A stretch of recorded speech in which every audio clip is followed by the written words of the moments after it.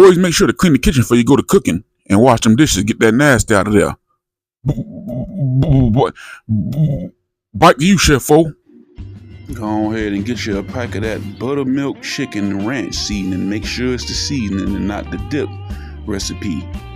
Buttermilk chicken. You get you some minced garlic, some salted butter. You want you some whole pepperoncinis, pepperoncini peppers. You want you some whipped cream cheese spread, 12 ounces of that, parsley flakes, crushed red pepper flakes. You want you some long grain jasmine rice, and you want you about 4 pounds of boneless, skinless chicken thighs, and also a pack of that McCormick all juice low sodium gravy mix to go along with your ranch mix. Now you want to go to boiling you about 8 cups of water, because you're going to put 4 cups of washed rice in there and cook that. You know the rule, double the amount of water than the rice. So 4 cups of rice is cooked into 8 cups of boiling water. Drop down over the top there with the full packet of Hidden Valley, which is the standard of buttermilk chicken ranch seasoning, and the low sodium all juice seasoning mix. Then drop down with about a 1/4 teaspoon of them red pepper flakes. If you like a little more heat, you could put you more than that.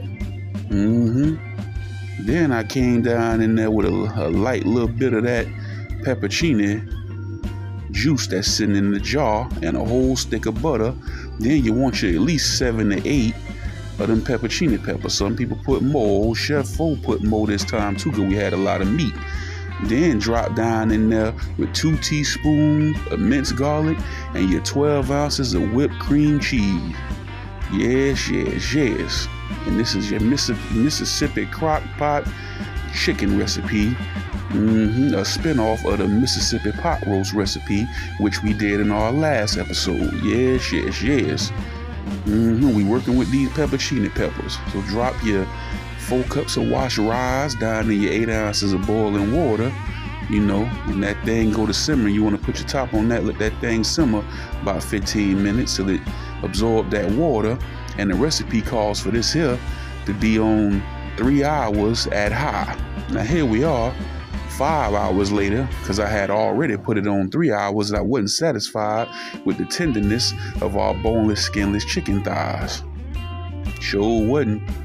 I wasn't satisfied with them. It was 4 pounds of them all together. That's a lot of chicken. So I went ahead and let it roll for 2 more hours on high. All together, 5 hours of cooking time here for this dish.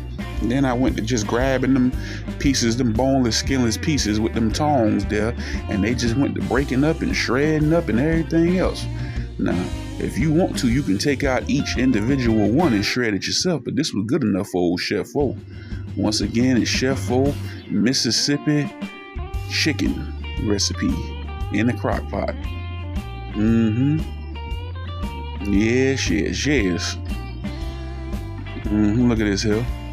Got a nice little gravy. Now you've been rolling this in the crock pot for 5 hours, so as you can see there, it's a tiny bit of oil there on the surface. Get you a large spoon or a ladle or something, and go around on the pot and skim off that little oil. You ain't supposed to have no whole bunch of oil inside your dish. Who want to eat grease? Not old Chef-O. Yeah, old Chef-O ain't trying to eat no grease, baby.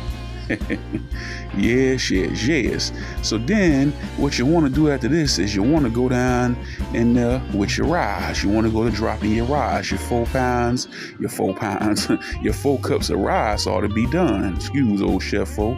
You drop down in there with that. Little by little, the goal here is to absorb all of the rice and the gravy in this here dish. Yes, yes, yeah, that's what you want to do. You don't want to have too much gravy. Nah. So I drop down in there. 4 cups of cooked rice is a lot of rice. But that's what the recipe called for. So look at old Chef-O dropping down in there. Bam, bam. All together, I want to say I use about 3 or a little over 3 cups of that rice. And you know, better to be safe than sorry. I knew I wouldn't need the whole 4, but better to be safe than sorry. You can use some of that rice for another dish or to go with something else. This here dish is full of flavor. Them pepperoncinis add a nice brine. And I had a feeling, since I was adding all this plain rice, that I was going to end up having to add a little seasoning to the mix too. But this is my first time making this here, and we working with these pepperoncini peppers, which got a briny, salty taste to them too.